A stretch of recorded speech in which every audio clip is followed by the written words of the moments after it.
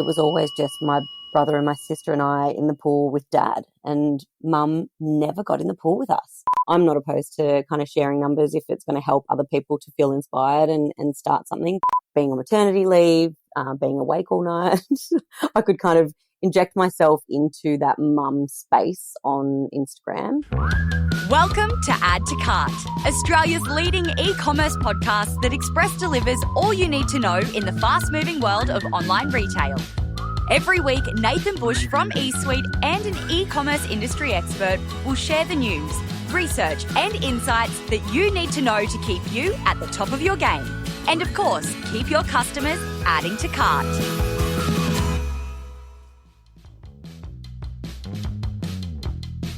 Oh, hi, Add to Carters. My guest today launched her brand in 2018 after finding a perfect match with an Instagram personality, and they haven't looked back. Kind of sounds like a scam, doesn't it? Gemma Crowe is the founder of Infamous Swim, an Australian swimwear label for women who want to feel empowered in their swimwear no matter what life stage they are at. They have striking prints and options to match the whole family, like literally kids and adults matching. It's really cute. The company has grown from a $10,000 investment to $14 million annual turnover today, and they are continuing to grow. In this chat, Gemma shares the reason that she wanted to make swimwear for all bodies, and she has a fantastic story to frame her why. She also shares the disasters her business has come through over the years and how relationships will always be the most important thing for her when making business decisions. What I love about Gemma is that she is a true founder and creative at heart. This was all her idea to build Infamous Swim, and she built it from the ground on up. She is in the detail and on the tools even today. At the same time, she realizes the limitations on the business and the need to change in order to keep growing. We discuss all of this, from technology to team to funding. It's a very real chat for founders who might be reaching that next stage of growth. All right, thanks to our partners, Shopify Plus and Paclio, here's our conversation with Gemma Crowe, owner and director of Infamous Swim. Gemma, thank you so much for joining us on Add to Cart. Thank you so much for having me. My first little potty, so I'm very excited. How is this your first potty? To be honest, I've just been too, I think, frightened, but also trying to find the right one, I think it's about the right one as well for the first one. That's awesome. Yeah. Well, I feel very special. And we met each other through eSuite, and brilliant working with you and the team. So I feel like I've got the Infamous Swim story, but I'm kind of really interested in hearing more about you because you personally have such a great story as well. But let's start with Infamous Swim. Let's start there. What is Infamous Swim if people haven't come across it, and what makes it different? Infamous Swim, wow, it's been a journey. So we're 4 and I think 5 months old, and it feels like it's gone super, super quick, but it also feels like I've been doing it for ages. It's really strange. So Infamous Swim is a swimwear brand that empowers women to feel comfortable in their body, not just women. We've now ventured on to men and children as well.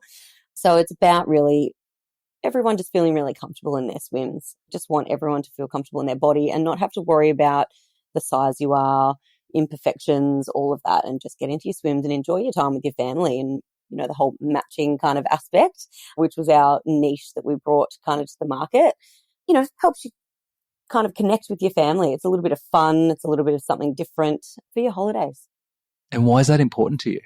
It's a really good question. And not until the last year did I dive into the reasons why I actually find it so important. I grew up with a pool. I grew up in the suburbs of Melbourne, and I grew up with a pool. And it was always just my brother and my sister and I in the pool with dad. And mum never got in the pool with us.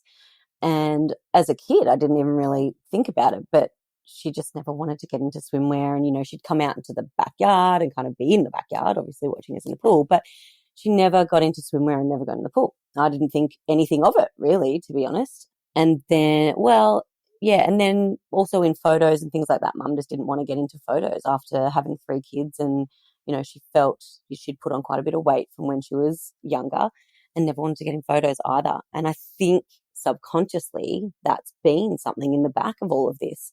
And it's about just being comfortable and getting on your gear and getting out there with the kids and just enjoying yourself, letting your kids see you enjoy yourself instead of worrying about what you look like.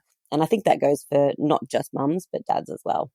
I love that. I think it's so relatable for so many people, both in their experiences in the past, but also if they are a parent or, just someone who wants to get out and go swimming, enjoy those fun moments. I love that you framed it in that holiday setting, because I could imagine that this is where that kind of missing out aspect comes to life the most.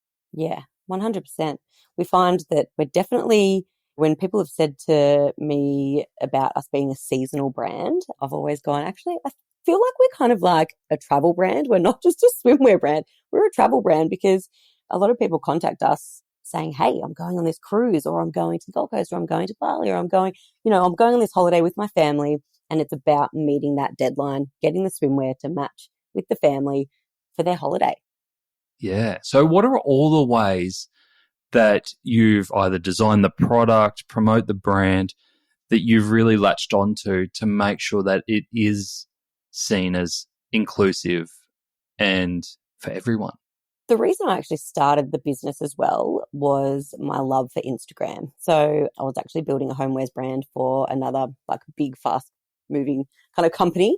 And I was always on Pinterest and on Insta, and I really loved seeing, we're doing beach products, but it was really like following families, seeing families out there and enjoying their holidays and everything. What year are we talking here? So I was building the homewares brand from 2014 to 16, 17, I think. Yeah. And I just got truly inspired by looking at Insta, seeing really nice images and really nice images on Pinterest.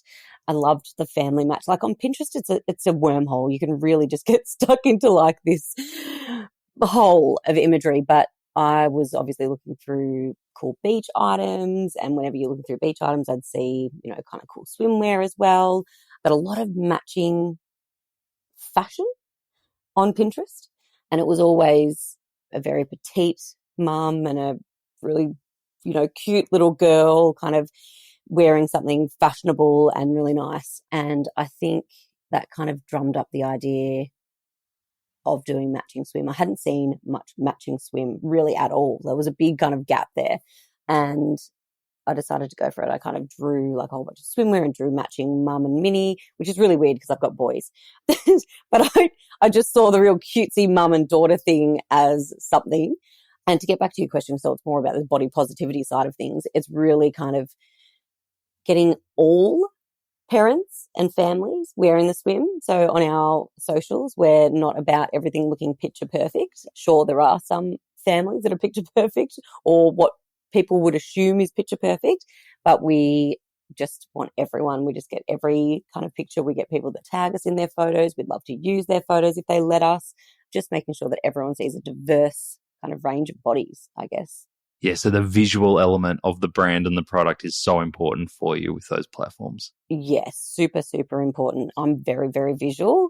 And although we didn't get into the Instagram game way back, 2013 to 16, when the direct ROI came from Insta posts, we've created a really cool community of people that love seeing other people in their swims, and we do get great kind of return based on that.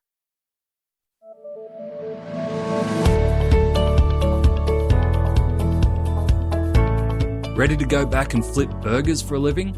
Nah, me neither. But one of the most surprising results that came out of Shopify's recent global survey was that despite the cost of living pressures on customers, 2/3 of customers are still open to splurging on themselves at least monthly. The most common splurge? Takeaway food. But even if you aren't in the grease game, it is promising because no matter how price orientated the market is, customers will find opportunities to treat themselves. You've just got to find the right moment to wave the smell of that juicy burger under their noses. Something to think about as you're planning 2023.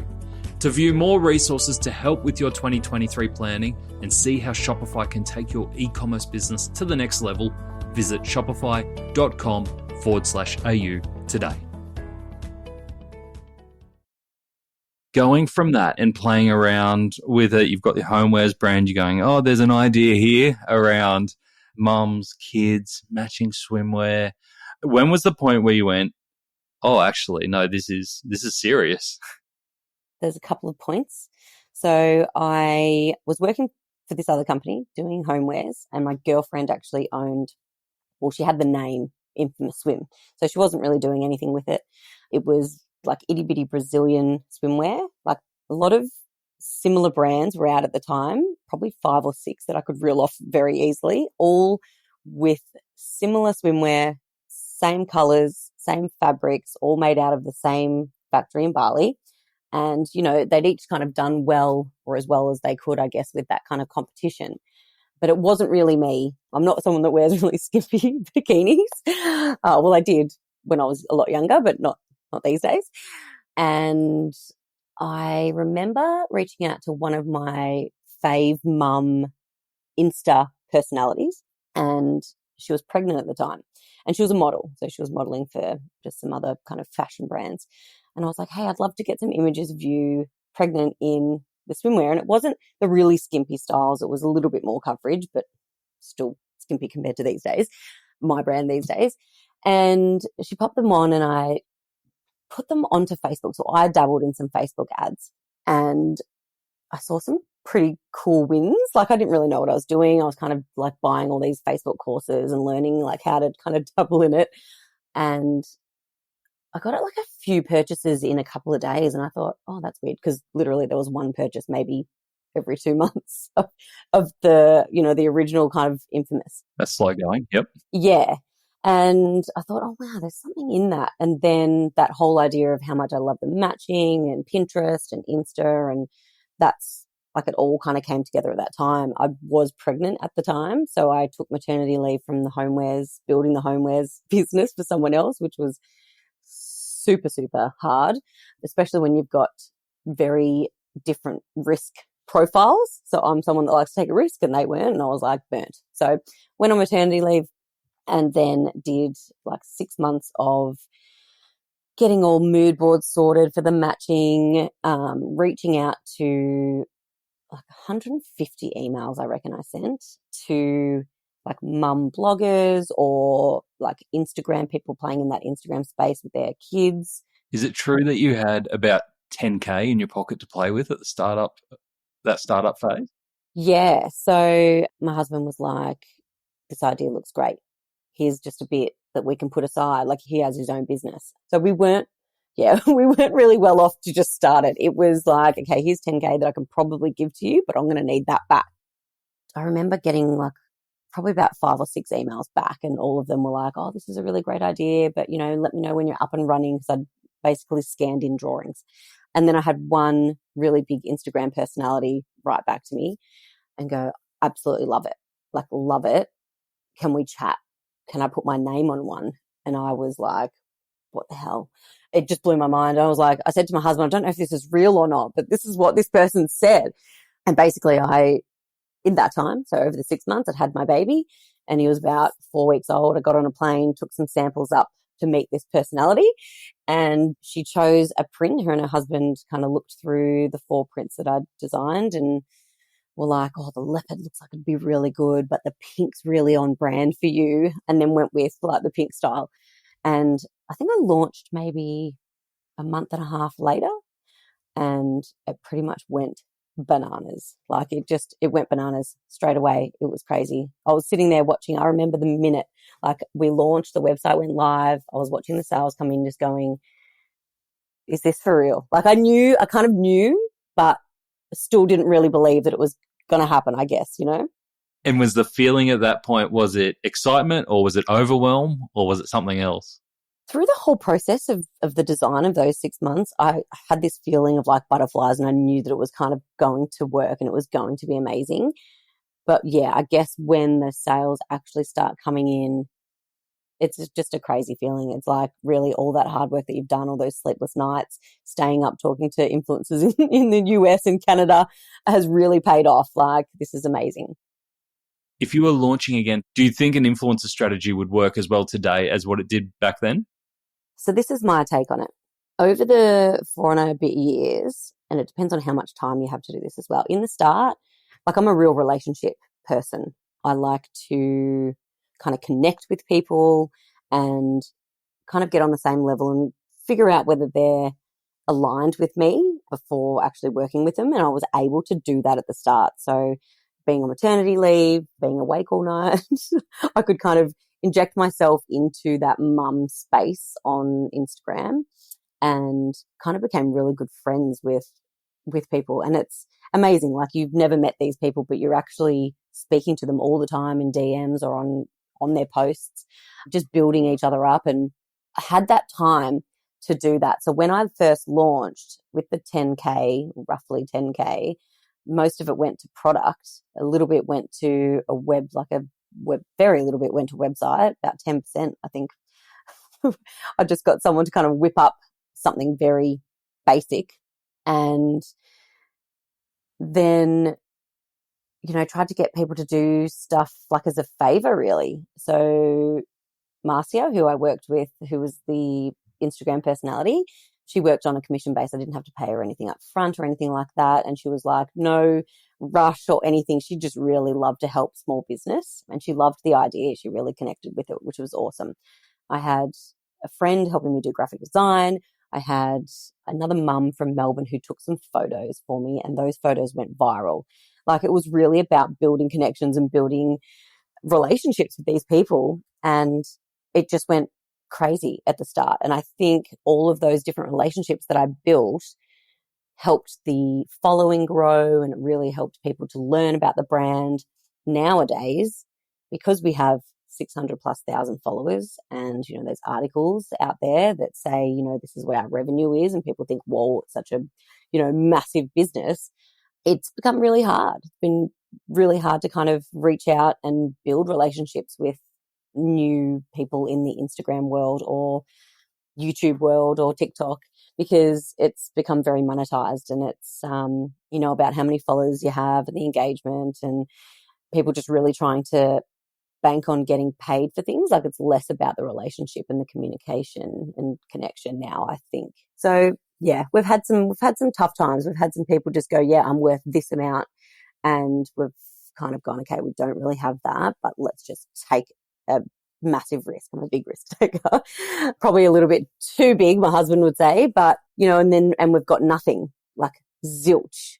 And then you kind of reach out to them and go, hey, like, can you tell us a little bit about why? And then they kind of put it back on you, and you think, wow, that's really shit. But then, you'll deal with some other micro kind of people in the Instagram world now, and you're still able to build those relationships, and, you might pay them $1,000 or a little bit more, and they get great ROI for you. So it really is just about doing your due diligence, seeing if you kind of work well with them, gel with them, and if you're aligned. But it's a hard space. I speak to a lot of other business owners. I love kind of connecting with other business owners, and when I've got the time, which we all probably don't, but yeah, it's a real thing that we talk about right now. Like, how hard is it to actually get return from that platform when there's so much fakeness going on?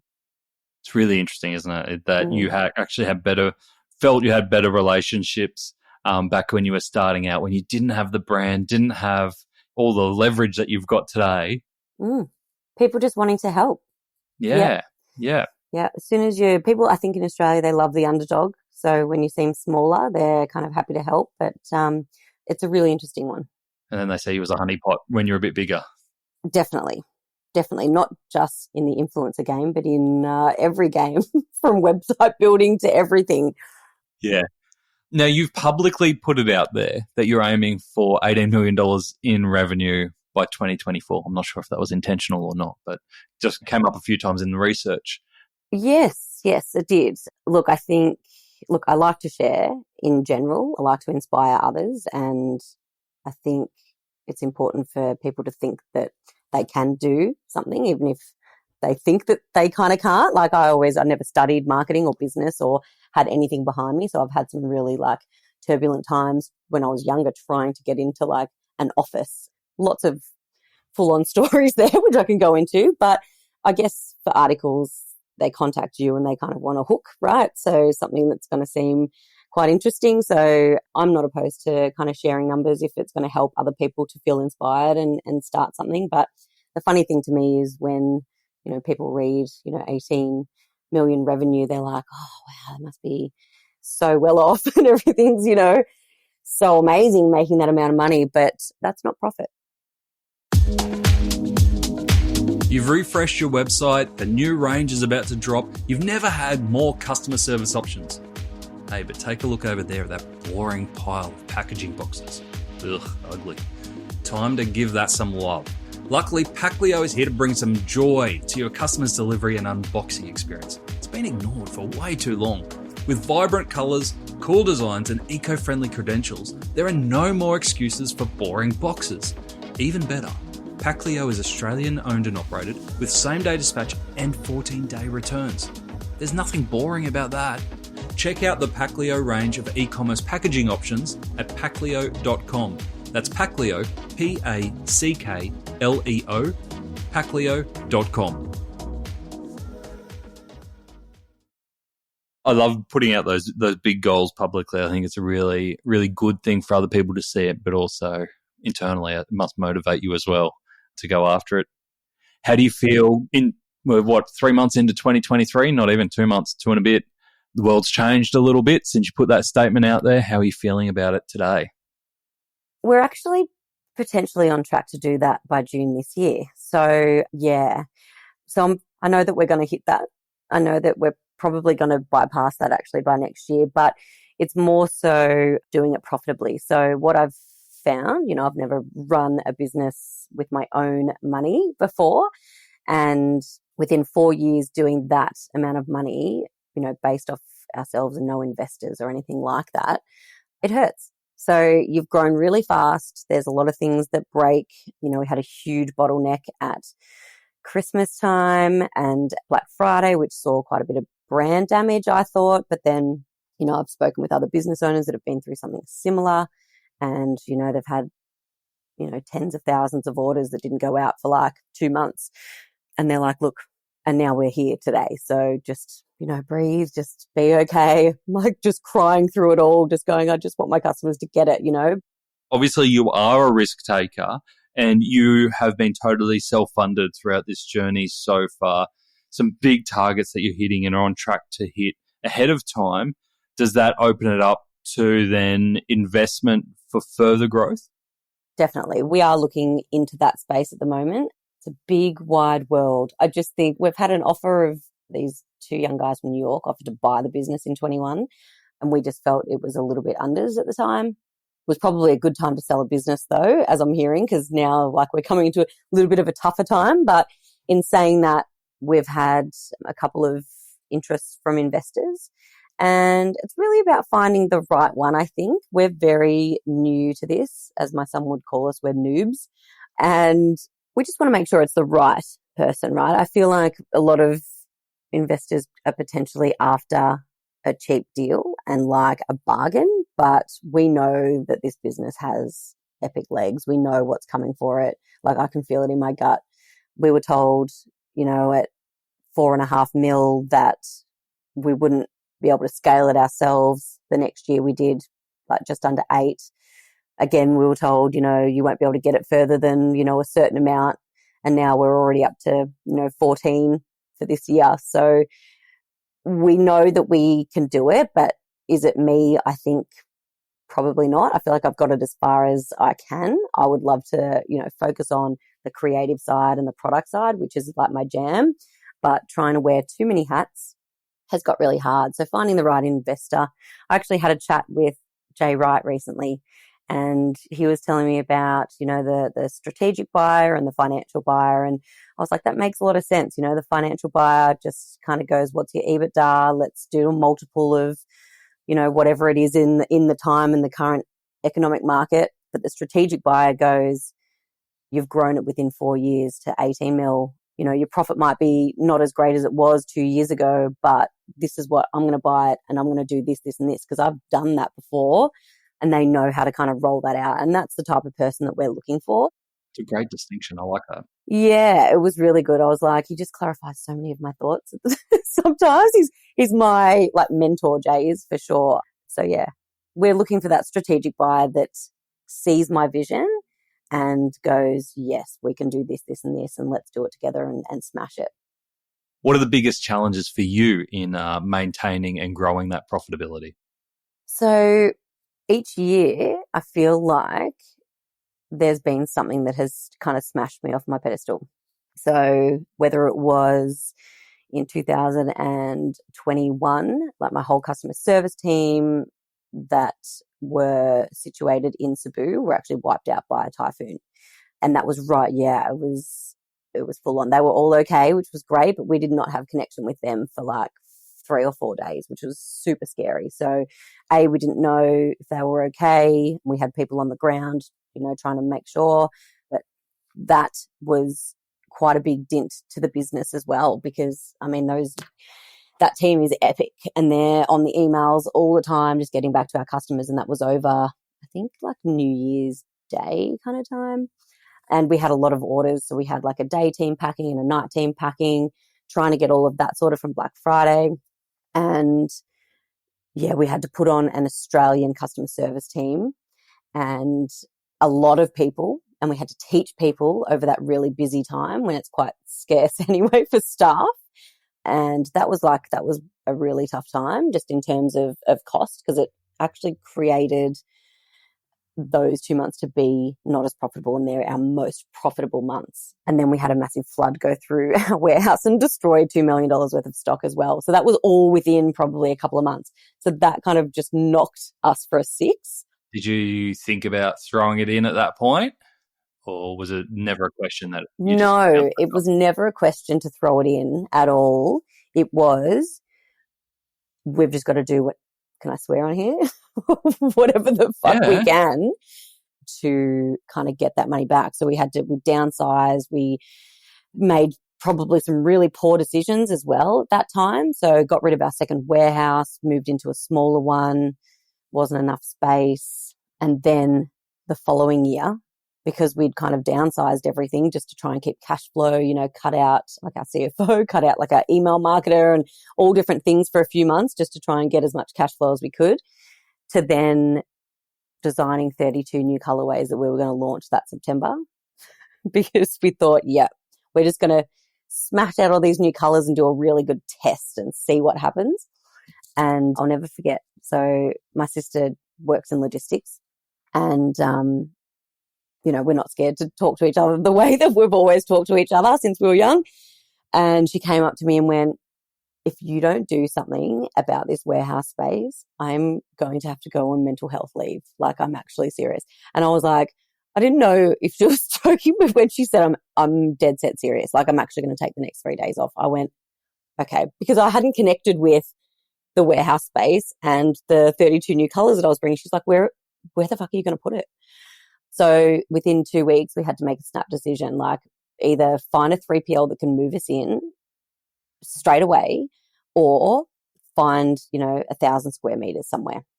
And you're in Melbourne. I don't know if you know about factory space, but it is impossible to find anything that big. So we scrounged around for a while. My husband was out there looking, he was talking to real estates. Then we're also speaking to some 3PLs and doing the costs. My outsourced CFO is actually Jason from SBO. So I was like, Jace, cost this up. Let's try and work out which way, what can we do? And we ended up finding a small boutique 3PL, and we moved in there very quickly. We literally dropped it on them and they just went, holy shit, this is massive. We were their biggest by far. So that brings me into my next kind of fail this year, or last year, was making that decision too quickly, and they couldn't function with how many orders. We grew way too fast over Black Friday, and we had, the massive issues again. We had to get on extra packing staff. We had to get on extra customer service. And then, we just had all these bad reviews and all of this stuff going on. So, we kind of got knocked with our profit again. So I feel like in all those years, though, I'm having these moments where I'm like, okay, I will not do that again. And next time, trust your gut and kind of try and find that bigger space that might have cost a little bit more. And I thought that we wouldn't be able to afford it, because what has happened with the 3PL is of like $500,000 of money probably gone from our profitability this year. So that hurts quite a bit. So it's about refining the process. I think it's about getting a bit more structure in the company as well. Like, as I said earlier, like I've done the best that I possibly could, I think, in terms of operations. I'm a real creative person. I mean, you could ask my staff, I'm just like all over the shop. So, my desk has like a million coffee cups. There's a lot going on. I'm not that really operational and organized person. So we really need to kind of get that structure going. And I think that also comes into play when talking about investors and stuff like that as well. They want to see a little bit more structure, or they'd bring that structure in, I think. Well, it sounds like there's a common theme coming through right from the start where you were talking about relationships with your influencers, about taking the time to get to know them and them to get to know you before you strike any deals and making sure the deal's right for both. Is it the same approach with investors and then team members? How do you get to know the right team members to bring into Infamous Swim? I think relationships works with all. We have such an epic team. So originally I was just calling on friends of friends that knew someone in certain spaces.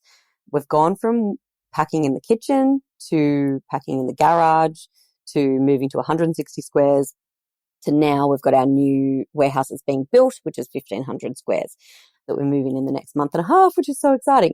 Yes, but in that time, I've lent on people. I've had really awesome people around that have just wanted to kind of come on. And I always have this saying, but I never really started a business to have staff. I just wanted people to come on and do epic shit with me.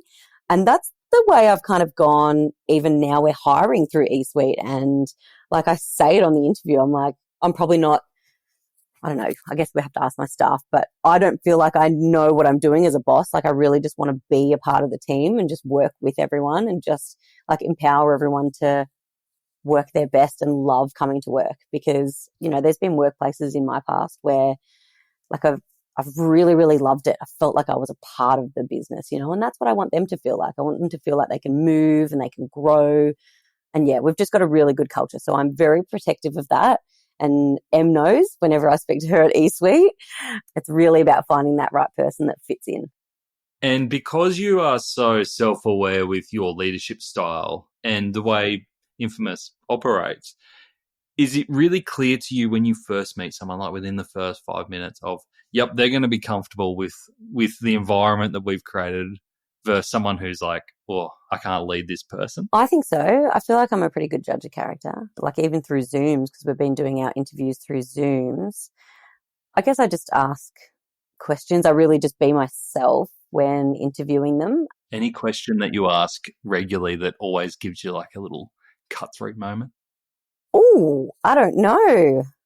Not really. I guess I always want to know what the person's like, though, not just about like their skills. So it's about what do you get up to. But, even if someone said, something completely different to me, so I like read books all weekend or I, whatever it is, I guess it's more looking at how they speak, how comfortable they are, looking into their eyes. I'm a little bit kooky in that way, just kind of getting a feel for people, I think. Brilliant. How good. It's been so good to talk like this. I mean, we've talked a lot about team, but not a lot about the business and the challenges that you face in growing to this point. What keeps you up, apart from 4 kids? What keeps you awake at night these days? Like, what are the things that are on top of your head? I sleep pretty soundly because I am buggered, but the kids do wake me up. But what do I stress about? Cash flow. Cash flow is my number one. Whenever I am, like I've done a couple of talks, and for small business, like people coming up in small business, I'm like, just be on your numbers. Like, be on your numbers. Because if you're not, it just gets away from you. And even if you don't understand the numbers, finding someone that is within your budget that can help you understand the numbers. I'm pretty lucky. My husband's a real numbers guy, and I do love numbers. I love reporting. I love just, kind of seeing what it spits out. Come on, you said you were creative. I know, but I'm kind of both. It's a bit funny, but I'm just not organized. That's definitely what I'm not. It's fun to work towards something, I guess. And when you see your P&L, even if it's in negative, you've got something to work towards. If we've got other business owners listening to this who are in the same, who also stay up at night stressing about cash flow, and I've spoken to a few lately, what would be the piece of advice that you would give them that's helped you through some of those moments? I do a lot of work around getting funding, reaching out and getting funding. I was always someone that was frightened to have a loan just based on how I was brought up. You know, I have parents that came from nothing and worked really hard to get to where they were. They worked super hard. So there's like working really hard and then there's working smart. They're very hard workers, and that's where I guess I've learnt my work ethic. But they also were scared of banks and, you know, loans and all of that. So in my first year of business, having such a good kind of Christmas coming into that February, March was the first time I had to actually go, shit, I've got to go and get a loan. And it was a really bad loan that I got, the first one. It was like a Prosper loan or something. I don't even know if I can say that. You'll have to cut that out if you're not allowed to say that. But it was really bad, like the whatever the rate was. But, you know, they gave me the cash and I got through that really hard time. I think you've just got to do what you've got to do, whether you can get the funds from family or friends or, you know, then you don't have an interest fee that you have to pay back, or just, reach out to other businesses and ask them, you know, who they've been using to get some funds and stuff. But yeah, it definitely does keep you awake, but try not to let it, just keep pushing. That's it. Let the creativity keep going as well, I suppose, while you're doing the numbers side. Yes. Don't let it crunch your creative space, that's for sure. So, Gemma, I think you've given us a lot of hints along the way, but what are you really excited about? What's next for yourself and the Infamous Swim team? We're on a couple of things. We're on a massive mission for the USA this year, which has already just been amazing through January. I mean, we've never started targeting USA so early. It's freezing over there still, and we're kicking butt. So we're really excited for the USA this year, but we're also building out a product team. So if there's anyone out there listening that loves fashion and is, you know, a garment tech or a product person, then reach out. But yeah, we're looking at playing in the resort wear space, kind of resort fashion as well, and some kids' accessories like floaties and slips, like slip-ons and stuff like that. So just a few fun little added extras once we can get a bit of help in the product space, because at the moment I'm trying to do it all. That's awesome. Any plans for a little bit of resort research along the way, you know? There's a lot of resort research. That's one thing my husband and I do is travel a lot with the kids. We may not be able to spend, you know, a lot of time in the day in and day out with them, but we take nice big holidays. We take a couple a year. So yes. Where would you recommend that people have a look for that if they want that resort style holiday? Oh gosh, Europe. Yeah. I haven't got my husband to Europe yet, and a girlfriend's getting married there this May, so I'm very excited to head there. Yeah, so that's where we're finally getting out. Amazing. To Italy. Yeah. Now, Gemma, you said you love speaking to other business owners. Also, you know, you've got those developments within the team. What's the best way for people to get in touch? Yeah, generally through the socials, I would say. You know, we've got quite a big team that work on the socials and on email and everything now. So that's the best place, I reckon, to reach out through socials. Brilliant. Gemma, thank you so much for sharing your story. No worries. Thank you so much for having me today. I hope I've been entertaining for someone. You have so much, and just honest. It's a real story. It's a real journey, but it feels like it's still the start. So it's a really nice point to have a chat. Totally agree. It is. Thanks so much, Nate. I really enjoyed that chat with Gemma. I've spoken to her a few times before, but I think that this is the perfect time to catch Gemma's and Infamous Swim's story today. I feel with what she is talking about, with growing the team, finding investment, exceeding targets, Infamous Swim is going to look very different in the coming years. Here are the 3 main points that I got out of our chat. Number 1, find your coffee story. Don't pitch to me in an elevator. I couldn't think of anything worse. But if you have a story that you can tell over coffee or wine or beer, which perfectly frames why you started your business or why you do what you do every day, that will be so much more powerful than describing what you do. Gemma's story about her mum not joining her and the family in the pool during some of the family's happiest moments was really powerful, and it hit home for many. It is the perfect way to introduce Infamous Swim's mission. Do you have a mum not in the pool story? Number 2, relationship-based decision making. I mentioned it during the conversation, but every major decision that we talked about for Gemma along the way, whether this was recruiting new team members, partnering with influencers, signing off on investors, started with the relationship and whether it feels right for Gemma. And Gemma had to put a lot of time into getting to know people before making the decision, rather than focusing on the terms and the details of the decision, signing it off, and then getting to know the person. I think it's a really good lesson in identifying which are the decisions that we really need to take time and invest in relationships before you even consider the details to sign off on. Number 3, cash flow is always the priority. Gemma talked a lot about cash flow and was really honest about some of the challenges in maintaining a positive cash flow and managing debt in order to grow to 14 million as quick as they have. As a naturally creative person, Gemma could have buried her head in the sand and relied on others to do the numbers, but she didn't. She made it her business as the CEO and founder to stay on top of it, so no matter what your natural state is, whether you're analytical, creative, operational, never take your eye off cash flow if you're an e-commerce business owner.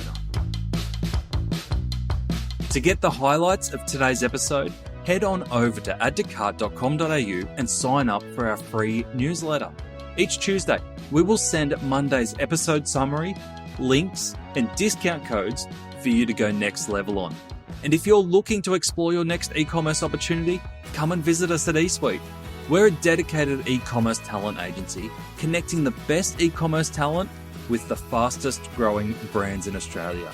Head on over to eSuiteTalent.com.au where you can download the free e-commerce salary guide and sign up to our weekly e-commerce job emails. Thanks for listening, and until next time, keep those customers adding to cart.